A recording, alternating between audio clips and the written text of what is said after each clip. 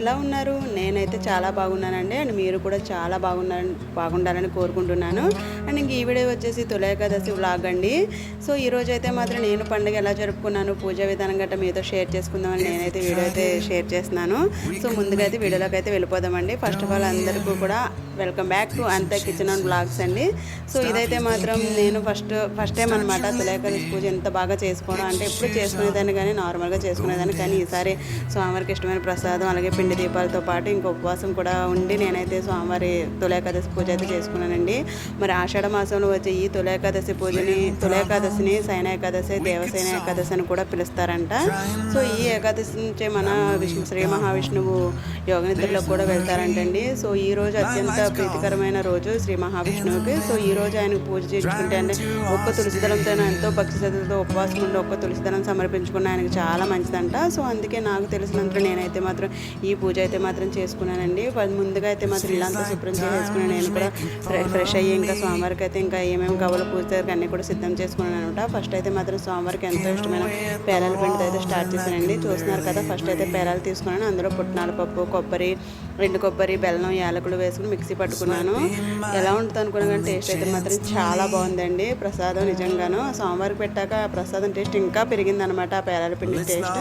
ఇంకా నెక్స్ట్ వచ్చేసి చలివిడి అంటే వడపప్పు పానకం కూడా చేసుకున్నానండి. చలివిడి చేయకూడదు కూడా, వడపప్పు పానకం కూడా సిద్ధం చేసుకుని ఇంకా స్వామివారికి ఎంతో ఇష్టమైన పిండి దీపాలు కూడా పెట్టుకున్నాను. ఈసారి నాకైతే మాత్రం చాలా హ్యాపీగా అనిపించింది. ఇవన్నీ సిద్ధం చేసుకుని ఇంకా తులసి కోట దగ్గర అయితే ముందుగా పూజించుకున్నానండి. ఈ రోజు తొలి ఏకాదశి రోజు తులసి కోటను అంటే తులసి దేవుని మనం కొలుచుకుంటే అంటే దీపం పెట్టుకున్నా కానీ చాలా మంచిదంట. ఫస్ట్ అందుకే నేను తులసి కోట దగ్గర అయితే పూజ చేసుకున్నాను.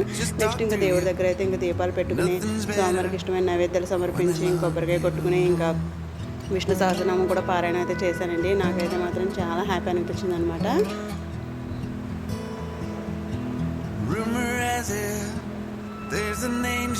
నేను ఒకటే డౌట్ పడ్డాను అంటే ఉపవాసం ఉండగలనా లేదా అనుకున్నాను, కానీ చాలా బాగున్నానండి. ఆ దేవుడు నాకు ఇంకా ఎనర్జీని ఇచ్చాడేమో. సో ఆ రోజంతా కూడా ఆ స్వామివారి భక్తి పాటలతో ఆ స్వామివారి మాటలతో నేనైతే గడిపాను అనమాట. రోజంతా కూడా నిజంగా భక్తిలో ఉంటే మనకి ఏమీ అనిపించదు, అంటే దాని మీద కంటే ఆహారాల మీద మనకి మనసు అనేది వెళ్ళదనమాట. మనసు అనేది ఇలానే ఉంటుంది. నేను ఆ రోజు చాలా ఎనర్జెటిక్గా ఉండి ఉపవాసం పూర్తి చేశానంటే చాలా హ్యాపీగా అనిపించింది. సో నెక్స్ట్ ఇంకా చూసారు కదా, కొబ్బరికాయ కూడా కొట్టుకుని మొత్తం పూజంతా కంప్లీట్ చేసి హారతి అయితే తీసుకున్నాను.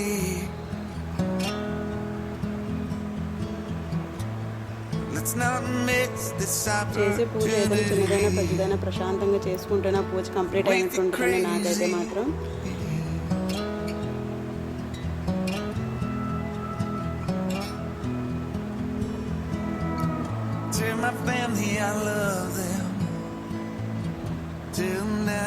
చూస్తున్నారు కదా, ఈ విధంగా పూజ అయితే చేసుకున్నాను. ఇంకా రోజంతా కూడా నారాయణ స్తోత్రం చదువుకుంటూ ఉన్నానండి. నెక్స్ట్ అదే రోజు ఈవినింగ్ ఇంకా పిల్లలు వచ్చేసాక ఇంకా నేనంతా ఫ్యామిలీతో కలిసి టెంపుల్కి అయితే మా ఊర్లో ఉన్న రామాలయానికి అయితే వెళ్ళొచ్చామన్నమాట. అక్కడ దర్శనం చేసుకుని స్వామివారిని ఇంటికైతే వచ్చి ఇంటి దగ్గర కూడా దీపం పెట్టుకున్నానండి. ఇంకా నెక్స్ట్ డే ద్వాదశి రోజు ఇంకా స్వామివారికి అయితే పూజ చేసుకుని దీపాలు అయితే పెట్టుకుని ఉపవాసం అయితే చెల్లించుకున్నానండి. సో నాతో పాటు ఈ శ్రీ మహావిష్ణువు మీ అందరినీ కూడా చల్లగా చూడాలని మనస్ఫూర్తిగా కోరుకుంటున్నాను. సో వీడియో నచ్చితే ఖచ్చితంగా లైక్ చేయండి. ఇలాంటి మరిన్ని వీడియోస్ కోసం నా ఛానల్ అయితే సబ్స్క్రైబ్ చేసుకోండి friends. Thanks for watching. Bye bye.